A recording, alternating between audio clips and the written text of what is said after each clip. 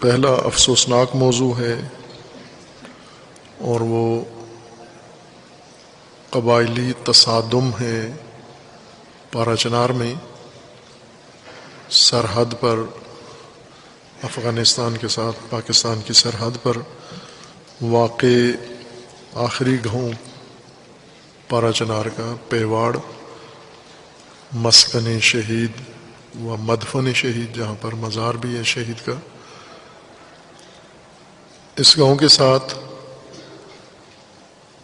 جو باقی دیگر قبائل ہیں، توری قبائل کے علاوہ اور شیعہ کے علاوہ جو باقی قبائل ہیں، ان کا آپس میں بہت ہی بڑا خونریز تصادم ہوا ہے، جس میں 11 افراد شیعہ قبائل کی طرف سے اور 5 ظاہراً دیگر قبائل کی طرف سے لقمہ اجل بنے ہیں. اور اس تصادم کی وجہ ایک بہت ہی عجیب چیز بنی ہے، اور وہ درختوں کی کٹائی پر جھگڑا ہوا ہے.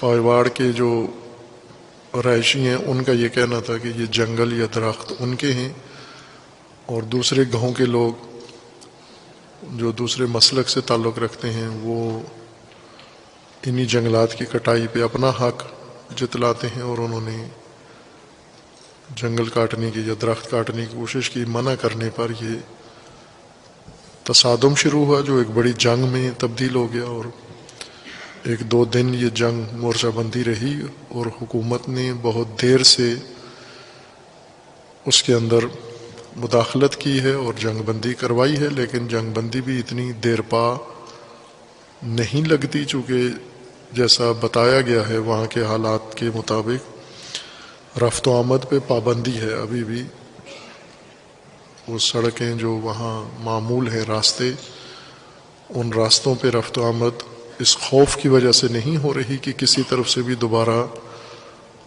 جنگ شروع ہو جائے گی. یہ خطہ قدیم سے قبائلی اور مذہبی تصادمات کا مرکز رہا ہے، اور اس میں بعض بہت خونریز جنگیں بھی ہوئی ہیں. جس قسم کے حالات پاکستان میں بنتے ہیں یا افغانستان میں، وہ اس باؤنڈری لائن پر یقیناً اثر انداز ہوتے ہیں، اور پارا چنار شہر پر اور پارا چنار کے ارد گرد رہنے والے جو قبائل ہیں، چونکہ مسلکی طور پر بھی ان میں آپس میں اختلاف ہے اور قبائلی طور پر بھی ہے، اور دونوں چیزیں مل جاتی ہیں، اور معمولی سا واقعہ بڑی جنگ اور بڑے تصادم کا باعث بن جاتا ہے، جیسا حالیہ واقعہ رونما ہوا ہے. پہلے یہ محض قبائلی علاقہ تھا، آزاد علاقہ جس کو کہا جاتا ہے، یا علاقہ غیر، یعنی جہاں پاکستانی حکومت کی مداخلت نہیں ہوتی تھی، حکومتی ادارے بھی نہیں تھے، نہ پولیس وہاں پر تھی، نہ عدالتیں تھیں، نہ کمشنریاں تھیں، نہ اور دفاتر جو ضلعی طور پر ضلعی انتظامیہ میں ہوتے ہیں یا ملکی انتظامی ڈھانچے میں ہوتے ہیں. یہ قبائلی علاقوں میں، ایجنسیوں میں یہ نظام نہیں تھا. وہاں پر قبائل، جس علاقے پہ جو قبیلہ آباد ہے وہ حاکم ہے، اور وہ اپنے طریقے سے عمل کرتے تھے، اور قبائل آپس میں معاہدوں کے ذریعے سے اور اپنے بین القبائل تعلقات کی وجہ سے نظام چلاتے تھے اور سنبھالتے تھے. لیکن اب باقاعدہ طور پر یہ علاقے پاکستان سے ملحق ہو چکے ہیں اور انتظامی حدود کے اندر آ گئے ہیں، اور پاکستانی حکومت کی اس کے اوپر رٹ قائم ہو گئی ہے. یعنی اب پشاور میں اور پارا چنار میں کوئی فرق نہیں رہا، یا لاہور میں اور پارا چنار میں کوئی فرق نہیں رہا. وہی حیثیت جو لاہور کی یا دیگر سیٹل ایریوں کی ہے پنجاب اور دیگر صوبوں میں، قبائلی ایجنسیوں کی وہی قانونی حیثیت ہو چکی ہے. اب وہاں پر اس قسم کے واقعات رونما ہونا، اس کی ذمہ داری حکومت کے اوپر آتی ہے۔ ہر جان ابھی قبائل وہیں آباد ہیں اور قبائلی ماحول پایا جاتا ہے، لیکن جب حکومت کا عمل درآمد اس کے اندر بڑھ گیا ہے اور اختیارات سارے حکومت کو مل گئے ہیں اور قبائل حکومت کے تابع ہو گئے ہیں، تو وہاں اس قسم کے تصادم کا موقع ہی نہیں ہونا چاہیے، اور برفرض اگر شروع بھی ہوا ہے تو ابتدائی مراحل میں اس کو روکا جا سکتا تھا۔ لیکن لگتا ہے کہ اس دفعہ ایسے نہیں ہوا، بلکہ حکومت نے کافی وقت دیا، مہلت دی ان لوگوں کو جو حملہ ور تھے، اور انہوں نے جب کافی نقصان پہنچا دیا تو پھر حکومتی اور دیگر فورسز وہاں پر گئے، اور وہ بھی مؤثر طریقے سے اس موضوع کو ابھی تک انہوں نے نہیں سنبھالا، چونکہ جنگ کا خطرہ ابھی بھی باقی ہے، اور علاقے کے جو سرکردہ افراد ہیں ان کی گفتگو سے یہی تاثر ملتا ہے کہ دوبارہ کسی وقت بھی یہ جنگ شروع ہو سکتی ہے۔ اور چونکہ وہاں کے رہائشی سب کے سب مسلح ہیں اور بحری اسلحہ ہے ان کے پاس، سرحدی علاقہ ہونے کی وجہ سے اور قبائلی علاقہ ہونے کی وجہ سے ان کے پاس بھاری اسلحہ ہے، اور یہ اسلحہ وہ استعمال کرنے میں بھی دریغ نہیں کرتے۔ معمولی سا بہانہ چاہیے، جیسے درخت کی کٹائی پر اتنی بڑی جنگ شروع ہو گئی ہے، تو اس سے بھی چھوٹا بہانہ اگر مل جائے وہاں پر تو یہ جنگ شروع ہو سکتی ہے۔ اس کے لیے صرف حکومت پر ہی نہیں انحصار ہونا چاہیے، بلکہ قبائلی رہنما بھی، اور چونکہ قبیلہ محض قبائلیت نہیں ہے، مذہب قبیلے سے زیادہ نمایاں ہے وہاں پر۔ مثلا وہ قبائل جو شیعہ مذہب رکھتے ہیں اور وہ قبائل جو سنی مذہب رکھتے ہیں، دونوں طرف مذہبی عنصر غالب ہے۔ محض قبائلیت قرم ایجنسی کے علاوہ باقی علاقوں میں ہے کہ وہاں پر مذہب شاید اتنا نمایاں نہیں ہے، قبائلیت زیادہ نمایاں ہے، لیکن اس ایجنسی میں اور اس خطے میں مذہبی عنصر غلبہ رکھتا ہے قبائلیت کے اوپر۔ البتہ اس سے پہلے پارا چنار اور قرم ایجنسی میں جہاں شیعہ آباد ہیں، سال بھر تصادم ہوتا رہا ہے، خصوصاً جب سے وہاں ضلعی حیثیت ملی ہے، انتظامی قانونی حیثیت اس علاقے کو ایجنسی کو ملی ہے اور وہاں حقوق بحال ہوئے ہیں، تو زمینوں کی تقسیم پر مشترکہ اموال تھی، ان کی املاک تھیں، گاؤں کی مشترکہ زمین ہوتی تھی، سارا گاؤں اس کا مالک ہے۔ اب جب زمینوں کی قیمتیں بڑھی ہیں اور اس کو قانونی حیثیت ملی ہے، تو زمینوں کے اوپر بھی جھگڑے آپس میں بھی کافی ہوئے ہیں، جس میں شیعہ نے شیعہ کو دل کھول کے قتل کیا ہے۔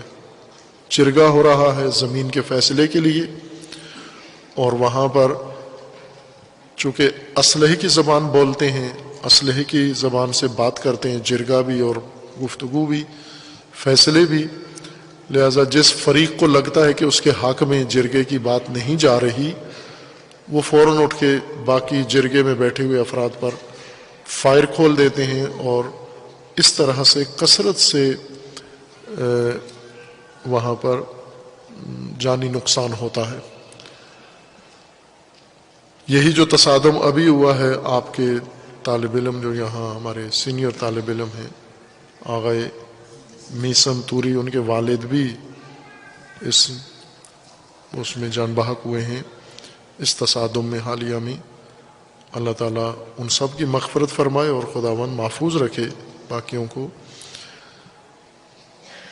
یہاں پر چونکہ مذہبی عنصر غلبہ رکھتا ہے، تو جہاں مذہبی نمایاں حیثیت ہو، وہاں پر معاملہ اور زیادہ دشوار پیچیدہ ہو جاتا ہے، اور اس پیچیدگی میں البتہ معاملات سلجھانا آسان بھی ہے اگر مذہبی طبقہ، مذہبی قیادت اور مذہبی سرکردہ افراد دونوں طرف سے یا سارے فریق اپنے دلوں میں گنجائش پیدا کریں اور آپس میں ملتے رہیں، مختلف مواقع پر ایک دوسرے کے ہاں رفت و آمد شروع کریں۔ مذہبی قیادت یہ کام کر سکتی ہے۔ شیعہ علماء، شیعہ زعماء، شیعہ علاقائی مقامی سرکردہ شخصیات، اہل سنت کی سرکردہ شخصیات کو اپنے ہاں بلایا کریں، یہ ان کو بلایا کریں۔ سال بھر مختلف مناسبتوں سے یہ آپس میں مل سکتے ہیں، خصوصاً ربیع الاول ہے، وحدت و اتحاد کا موسم ہے اور مہینہ ہے، اور اس میں ان علاقوں میں زیادہ ضرورت ہے وحدت کی۔ اس کے لیے بنیاد بنائی جائے، بنیاد ڈالی جائے۔ کچھ افراد ہوتے ہیں وہ مزاجاً جنگجو ہوتے ہیں، وحدت کی انہیں بات پسند نہیں آتی، لیکن جو سمجھدار ہیں، سیاسی سوجھ بوجھ رکھتے ہیں، سماجی معاشرتی بصیرت رکھتے ہیں، انہیں چاہیے کہ وہ میدان ہموار کریں۔ دوسری طرف فریق بھی موجود ہیں، وہاں بھی معتدل افراد ہر طبقے میں ہوتے ہیں۔ یہ نہیں کہہ سکتے کہ شیعہ میں معتدل ہیں، اہل سنت میں نہیں ہیں، یا اہل سنت میں معتدل لوگ موجود ہیں، شیعہ میں نہیں ہیں۔ دونوں طرف ہیں ایسے۔ یہ جو اعتدال پسند ہیں یہ آپس میں روابط قائم کریں اور ان روابط کو وسعت دیں، اور باقی جو متشدد لوگ ہیں انہیں بھی کنٹرول کریں، تاکہ ادنیٰ بہانے سے یہ نقصان نہ ہو، اس قسم کی جنگیں نہ ہوں۔ یہ صدی، یہ زمانہ یہ تقاضا کرتا ہے کہ ختم ہو جانا چاہیے وہ قدیم قبائلی جو ماحول تھا، اور جنگ لڑنا، جنگجو ہونا، برداشت نہ کرنا، فخریہ طور پر یہ چیزیں سمجھی جاتی تھی کسی زمانے میں۔ آج کے زمانے میں یہ فخریہ نہیں ہے، انہیں کنٹرول کرنے کی ضرورت ہے۔ اور عموماً ایسے ہوتا ہے کہ جو لوگ تصادم کی فضا میں وحدت کے لیے بات کرے انہیں ان کی حوصلہ شکنی ہوتی ہے، اس لیے بھی کوئی آواز نہیں اٹھاتا وحدت کے لیے، چونکہ اسے اپنوں کی طرف سے ہی بہت تانے ملتے ہیں۔ کوئی اس کو بزدل کہیں گے، کوئی اس کو ایجنٹ کہیں گے، کوئی اس کو کیا کہیں گے، لیکن پرواہ نہ کریں۔ جب اپنی قوم کی نجات اور بقا اور اپنے علاقے اور اپنے حقوق کی بقا کے لیے کوئی قدم اٹھانا ہے تو کوئی حرج نہیں ہے۔ یہ تہمتیں اور یہ بلیم انسان برداشت کر سکتا ہے، اس سے کسی کی کوئی اثر نہیں پڑتا۔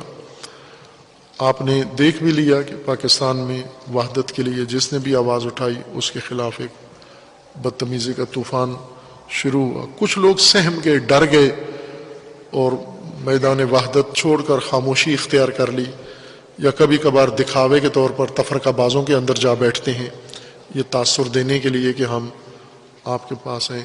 ان کے مفادات کو نقصان پہنچتا ہے، لیکن جن لوگوں نے نہیں کی پرواہ تو نقصان بھی کوئی نہیں ہوا، بلکہ اس کے برعکس ملک کے اندر الحمدللہ ایک وحدت کی بہت خوبصورت فضا بن گئی ہے اور بننے جا رہی ہے۔ یہ علاقائی طور پر بھی یہ کام شروع ہونا چاہیے، اور پارا چنار، قرم ایجنسی اور دیگر علاقوں کے اندر یہ اہتمام کریں دوستان، برادران، علماء، کہ ہر طرف جو